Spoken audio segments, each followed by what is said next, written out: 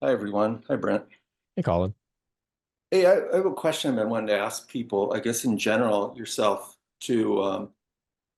I hear this theme, or I don't know, maybe you could call it a symptom of people feeling like they're going to die when um,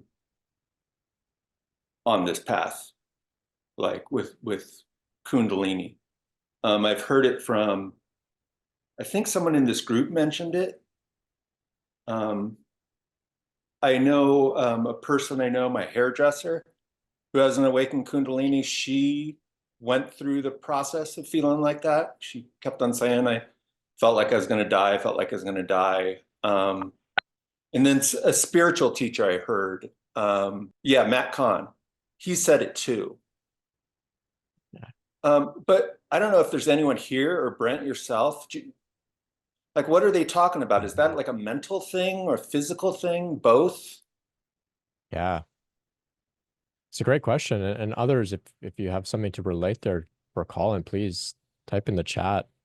Let us know.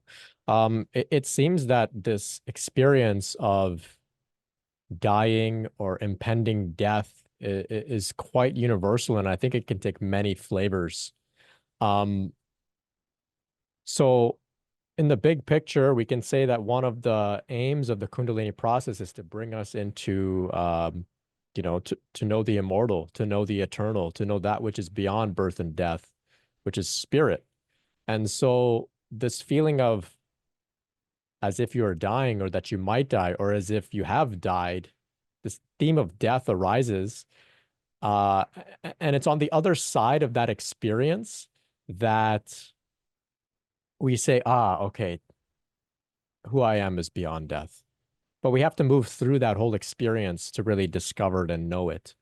And it seems like this process will bring us through that experience, through a sort of death and rebirth, a resurrection, if you will.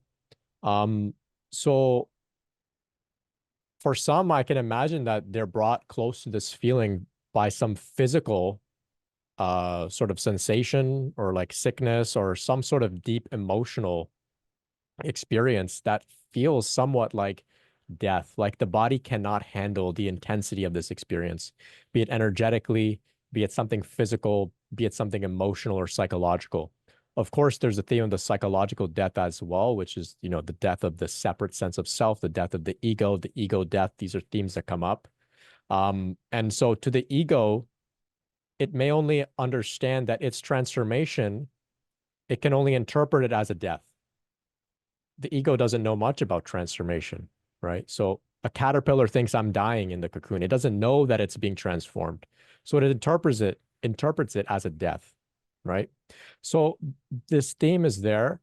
I know, for example, Ramana Maharshi, the beginning of his awakening process was as if he was dying.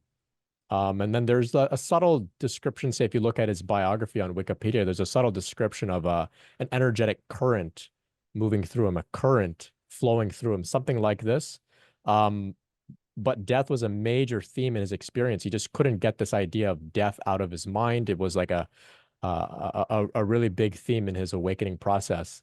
Um, so for those who haven't experienced it, it's not a problem at all. You don't have to look for it or try to induce it or anything. But some may come to the point where they begin to have themes of dying in dreams, maybe some sort of death experiences and some sort of visions. Um, some may also have some sort of visionary experiences or hallucinations type deal, like content coming up in the mind relating to their body becoming dismembered. This is also a theme I've noticed.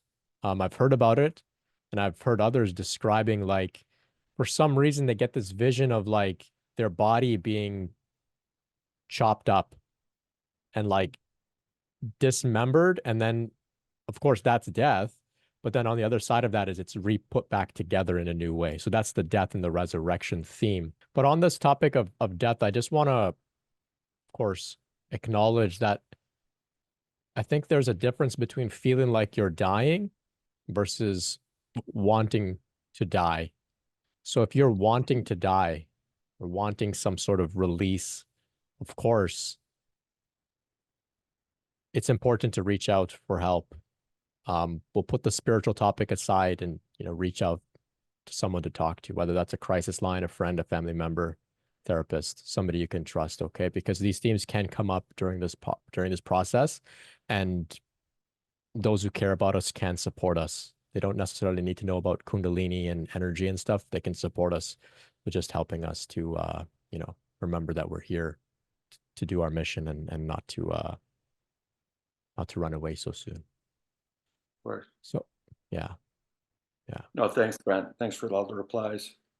Oh, you're very welcome. Thanks for the question. It's great. Bhagavad Gita revealed to me that which is beyond birth and death, the spirit, the self.